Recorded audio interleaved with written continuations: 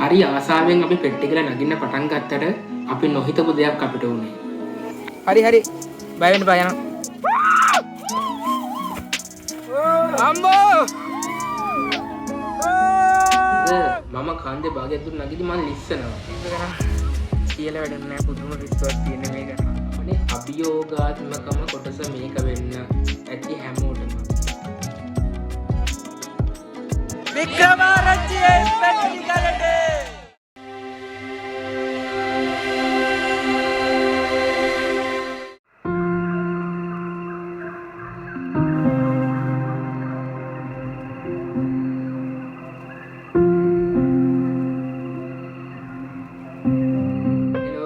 කොහොමද? ඔන්න අදත් අලුත් බ්ලොග් එකකින් travel with picnic පොඩ්ඩක් ඇවිල්ලා තියෙනවා. ඉතින් ඔන්න මේ ගමනන් ටිකක් හරි වෙනස් ගමන අපේ කැම්පස් එකේ යාළුවෝට එකතු වෙලා ගියපු බැච් ට්‍රිප් එක ගැන තමයි අද අපේ චාරිකා සටහන. එහෙනම් අපි යමු වීඩියෝ එකට. හෙලෝ හැමෝටම good morning. ඉතින් ඔන්න අද ඇවිල්ලා තියෙනවා තවත් අලුත් චාරිකාවකින්. අද අපි යන්නේ පෙට්ටිගල බලන්න.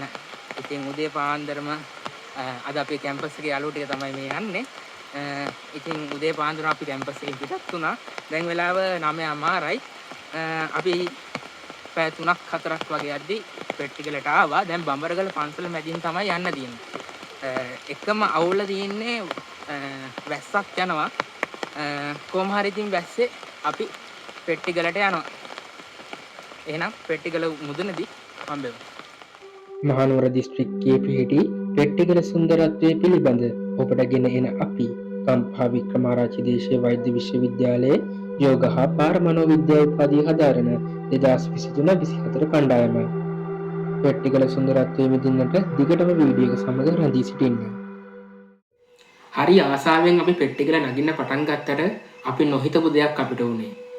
අර එකම ප්‍රශ්නේ වැස්ස කියන එක අපිට ලොකු බාධාවක් වුණා. ඉතින් මෙතන ඉඳන් දාන වීඩියෝ මං එඩිට් කරන්නේ නැහැ. අඩුවෙන් එඩිට් කරලා දාන්නේ. මොකද හේතුව මේ ගමනේ තියෙන ඇඩ්වෙන්චර් ගතිය. එහෙම නැත්නම් භයානක ගතිය. අපි කොහොමද දුෂ්කර මාර්ගයකින් ළඟා වුණ හැටි කියලා ඔයගොල්ලෝ බලන්න ඕනේ. ඒක නිසා මම මේවා ලොකුවට එඩිට් කරන්නේ නැහැ. එහෙනම් මෙතන ඉඳන් බලමු අපි කොහොමද පෙට්ටිගල මුදුනට ගියේ කියලා. හරි බය වෙන්න බය යනවා.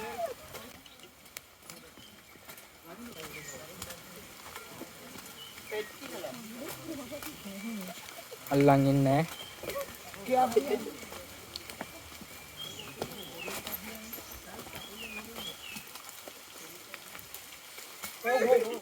පෙට්ටිගල කඳු මුදුනට නගිනවා. ඉතාමත් දුෂ්කර මාර්ගයක් තියෙන්නේ. මොකද වැස්ස හොඳටම වහිනවා. වැස්සි උනත් ලිස්ස කට්ටිය නගිනවා.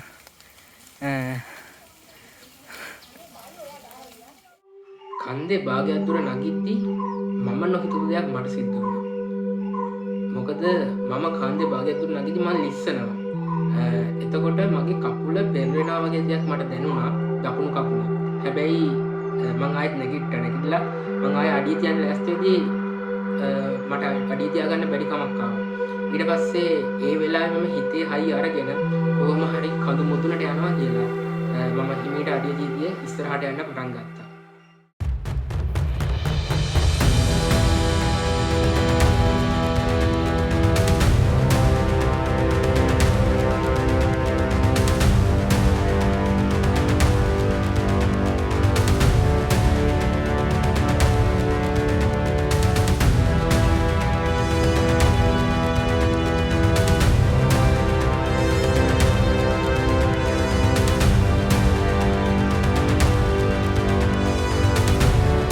Regini, how are you feeling? How's feeling? That's my feeling. Why? I'm feeling so stressed right now. No. Add a pull. Enna.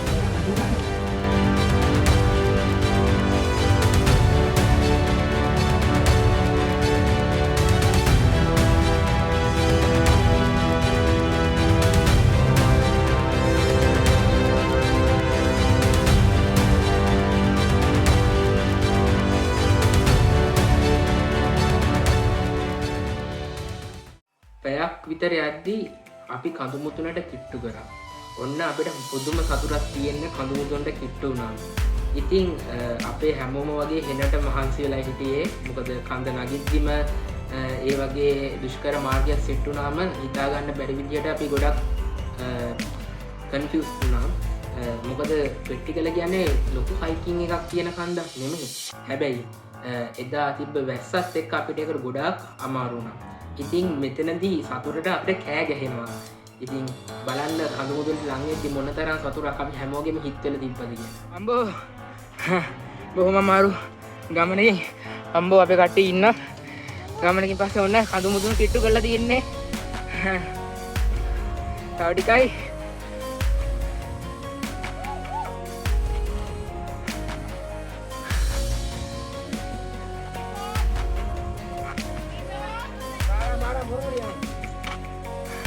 ආවා අම්බෝ අයියෝ බන්දමට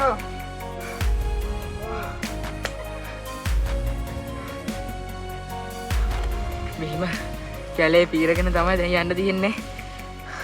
මෙතන view එකක් තියෙනවා. view එක මොනවා වුණත් මේ දුම ඇවිල්ලා තියෙන්නේ සුපිරි.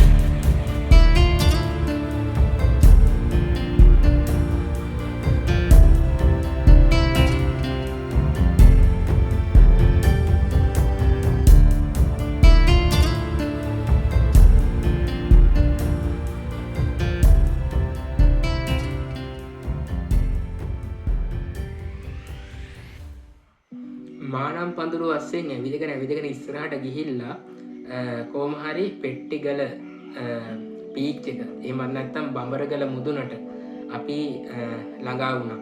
ඉතින් මේ මානම් පඳුරු අස්සෙන් යද්දී ඒ මීදුමත් එක්ක අපිට එක වෙනම වයිබ් එකක් තිබ්බේ. කොහොම වුණත් මානම් පඳුරු කියන්නේ එසේ මෙසේ ගස් කොළන් జాතියක් නෙමෙයි. ඒ වඩාත් ඇඟිලි අත් කැපෙනවා.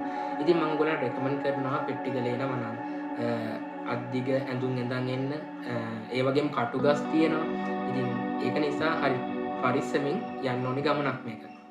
අපි දැන් ඉන්නේ පෙට්ටිගල මුදුනේ. පේනවනේ view එක. බොහොම අමාරුයි මෙතන ළඟා වුණේ. ළඟා වෙච්ච විදිය වීඩියෝ කරන්න හරි අමාරුයි.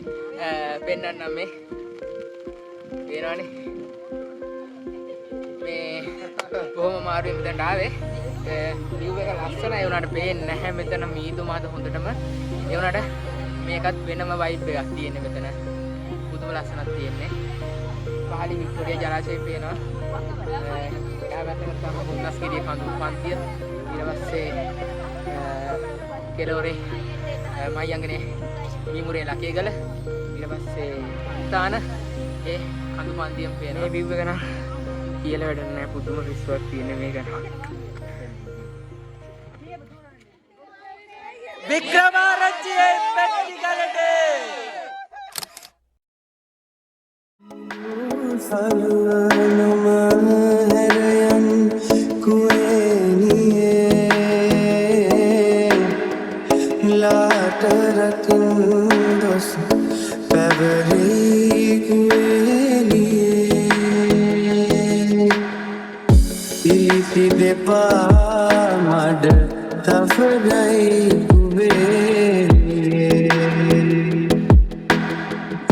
වැස්ස වැටි පෙත දැපරි කුවේ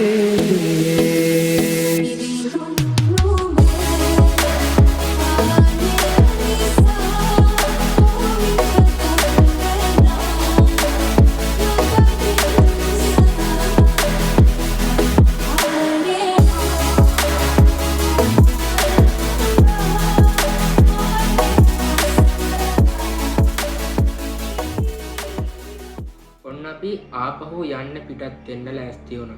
ඉතින් ගමනේ අභියෝගාත්මකම කොටස මේක වෙන්න ඇති හැමෝටම අපි ගිය හැමෝටම මොකද අපි දැන් කන්ද නැගලා තිබ්බේ. එතකොට කන්ද නගිද්දි කලින් මඩ වෙලා තිබ්බේ නෑ. දැන් අපි හැමෝම කන්ද නැගලා. එතකොට මඩ වෙලා පාර. ආපහු දැන් කන්ද බහින්නත් ඕනේ. එතකොට අර කලින් මඩ වෙලා තිබ්බට කි අපි හැමෝම ලිස්සන්න ගත්තා. ඉතින් මං හිතන්නේ අපේ 30 දෙනෙක් ගියා. 30 දෙනෙක්ගේ 20 දෙනෙක්වත් අවම වැටෙන්නේ නැති කියලා මං හිතනවා. මොකද ඒ තරමට පාර මඩ වෙලා තිබ්බේ.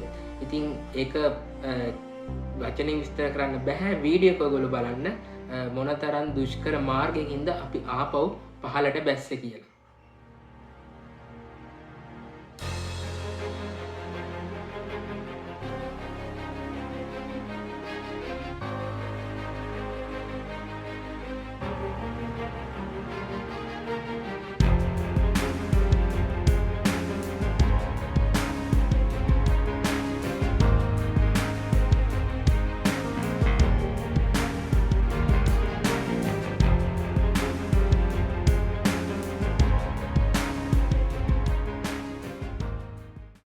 ඉතින් මේ වෙනකොට මගේ කකුල හොඳටම ඉදිමිලා තිබ්බේ. හිතාගන්නවත් බෑ මම කොහොමද පෙට්ටිගල නැගලා බැස්සේ කියලා. පුදුම හයියක් මට ඒ වෙලාවේ තිබිලා තියෙනවා. මොකද මං තමා බැච් එකේ ඒ දවස්වල බැච් රිප්‍රසන්ටේටිව්. එතකොට මගේ නායකත්වයේ යටතේ තමයි අනිත් යාළුවෝ ටික ගියේ. එතකොට මම එතනින් නතර වුණා නම් එතකොට නායකයා මෙතනින් නතර වුණා නම් බැච් එකේ අනිත් ළමයන්ට ලොකු ප්‍රශ්නයක් වෙන්න තිබ්බේ. ඒක නිසා මම ආයෙත් ඒක හිතට අරගෙන කොහොම හරි කන්ද නැග්ගා. ඒක දරාගෙන කන්ද නැග්ගා. ඉතින් මේ පේන පින්තූර වලින් ඔබට පේනවා ඇති ට්‍රිප් එක ගිහින් ආවයින් පස්සේ මගේ කකුල තිබ්බ විදිහ. ඉතින් මම පස්සේ තමයි දැනගන්නේ මගේ කකුලේ බෝන් එකක් පුපුරලා කියලා. අපි අපේ බැච් ට්‍රිප් එක ප්ලෑන් කරේ පෙට්ටිගල සෙනරත්වල සහ දලදා මාලිගාව. ඉතින් පෙට්ටිගල අපි කොහොම හරි නැගලා බැස්සා. ඊට පස්සේ සෙනරත්වල තියෙන්නේ පෙට්ටිගල පේන view එක. ඉතින් පෙට්ටිගලට ගියාම ඔයගොල්ලෝ දකින්න නැති වික්ටෝරියා ජලාශය පාමුල තමයි මේ view එක අපිට දකින්න පුළුවන් වෙන්නේ. ඉතින් අපි එතනට යන්න තමයි ප්ලෑන් කරන් ආවේ. හැබැයි අපි හැමෝටම පාන් කියා ගන්නවත් බැරි තත්ත්වයක තමයි අපි හිටියේ. මොකද ඇඳුම් මඩ වෙලා ජරා වෙලා කරන්නම දෙයක් නැති තැන හිටියේ. ඉතින් හැමෝටම ආයෙ මහන්සි. ආයෙ සෙනරත්වලට ගියොත් අපිට ඒ කට්ටම කන්න වෙනවා. කන්දක් නැති වුණත් ආයෙත් අර මඩ ගොඩේ අපිට යන්න සිද්ධ වෙනවා. ඒක නිසා අපි තීරණය කරා සෙනරත්වල නොයා ඉන්න. ඉතින් සෙනරත්වල කියන්නේ ලස්සන ප්ලේස් එකක්. ඔයගොල්ලන්ට මේ වීඩියෝස් වලින් පේනවා ඇති. ඒ තැනට යන්න බැරි වුණා. හැබැයි අපි අපේ ගමන අත්හැරියේ නැහැ. අපි තීරණය කරා එහෙම දලදා මාලිගාවේ යන්න. මම ස්ට්‍රෙස් එකෙන් ගියපුම ට්‍රිප් එක මේක. මොකද එදා තිබ්බ මට වගකීම් සහ එදා තිබ්බ සිටුේෂන් එකත් එක්ක වෙදර් එකත් එක්ක මොකද්ද කරන්න කියලා හිතා ගන්න බැරි තැනක මම හිටියේ. හැබැයි කොහොම හරි අපි එක ගිහින් ආවා. ඒ වගේම දෙයක් කියන්න ඕනේ අපේ බැච් එකේ කෙල්ලෝ 40 ගානක් ඉන්නවා. කොල්ලෝ 9 දෙනා ඉන්නේ. ඉතින් කොල්ලෝ 9 දෙනාම එදා ට්‍රිප් එක ගියාම කොහොම හරි ළමයි 20 ගානක් ගෑනු ළමයි 20 ගානක් කොහොමයි පරිස්සම් කරලා අරන් ගියේ කොල්ලෝ ටික. ඉතින් ඒ කොල්ලෝ හැමෝටම රෙස්පෙක්ට් කරන්න ඕනි. බැජ් එකක වටිනාකම මොන වගේද කියලා බැජ් ෆිට් එකක වටිනාකම මොන වගේද කියලා එදා දැනුණා. මොකද එදා අපේ කොල්ලෝ ටික හිටියේ නැත්නම් ඒ කෙල්ලෝ ටිකව ගිනිය ගන්න හරි අමාරුයි. ඉතින් මේ ලාය කොල්ලෝ ටිකව මතක් කරන්න ඕන. කොල්ලෝ ටික හැමෝටම රෙස්පෙක්ට්. මොකද එදා තමන්ගේ වගකීම නිසියාකාරව ඉටු කරා. හැමෝටම තෑන්ක්ස් ඒ වගකීම ඉටු කරාට. පෙට්ටිගලත් නැගලා ඇවිල්ලා දලදා මාලිගාවත් වැඳ පුදාගෙන ගෙදර යන්න ලෑස්ති වෙද්දී මොනතරම් මහන්සියක් තිබ්බත් අපේ අය ඩාන්ස් කරන්න නම් අමතක කළේ නැහැ.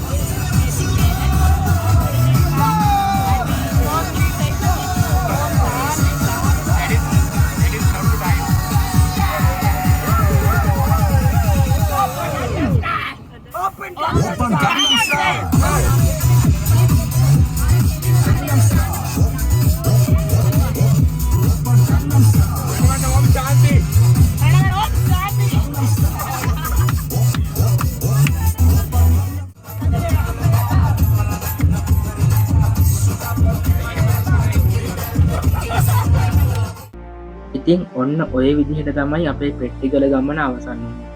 ඒ ගමන ගිය කාටවත් ඒ ගමන කවදාවත්ම අමතක වෙන්නේ නැහැ කියලා මට 100,000ක් විශ්වාසයි. එහෙනම් අදට මම සමුගන්නවා. travel with picnic පොඩ්ඩ Instagram එක, TikTok එක follow කරන්න, Facebook එකට like කරන්න, YouTube එක subscribe කරන්න. මේ වීඩියෝ එක ගැන ඔයගොල්ලන්ගේ අදහස් පහලින් කමෙන්ට් කරන්න. එහෙනම් තවත් මේ වගේම ලස්සන චාරිකාවකින් හම්බ මේ බලාපොරොත්තු වෙමින් මම සමුගන්නවා. ඔයගොල්ලෝ හැමෝටම ජය වේවා.